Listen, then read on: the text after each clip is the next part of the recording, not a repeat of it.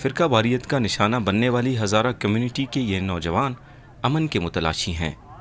ان کی قیادت نوجوان فنکار محمد صادق کر رہے ہیں، جو ہزارہ آرٹسٹ فورم کے ڈائریکٹر بھی ہیں۔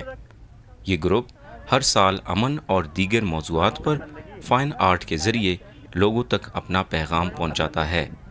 اس سال انہوں نے دنیا بھر میں مشہور ہونے والے آرٹ فارم ڈوڈل کا انتخاب کیا ہے۔ ٹاپک سلیکٹ کیے ہیں، اس میں ڈرگ ایبیوز اور وومن امپاورمنٹ اور education and discrimination, culture and identity, بڑے انٹرسٹنگ قسم کے ٹاپکس آئے ہیں۔ اور پیس جو سب سے اس وقت اہم ضرورت ہے ہماری، پیس کے بارے میں بچوں نے ایک بہت خوبصورت آرٹ ورک بنایا ہے۔ ڈوڈل آرٹ بے ترتیب لائنوں پر مشتمل آرٹ فارم کا نام ہے۔ ہزارہ آرٹسٹ فورم نے 3 دن کے دوران 50 سے زائد نوجوانوں کو ڈوڈل آرٹ کی تربیت دی ہے اور ان کی بنائی گئی پینٹنگز کی گلی محلوں میں نمائش کا اہتمام کیا۔ مافتی علی شاہ نے اپنے ساتھیوں کے ہمراہ ڈوڈل آرٹ کے ذریعے امن کے پیغام کو کینوس پر خوبصورتی سے اجاگر کیا ہے۔ ان کے مطابق ہزارہ کمیونٹی کے لیے امن وقت کی اہم ترین ضرورت ہے۔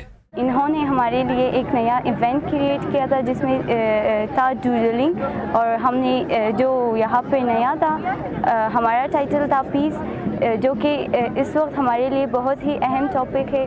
ڈوڈل آرٹس نمائش کے منتظمین کے مطابق یہ آرٹ اپنے جذبات کے اظہار کے لیے آسان اور کم خرچ ہے۔ مرتضیٰ زہری، VOA اردو، کوئٹہ۔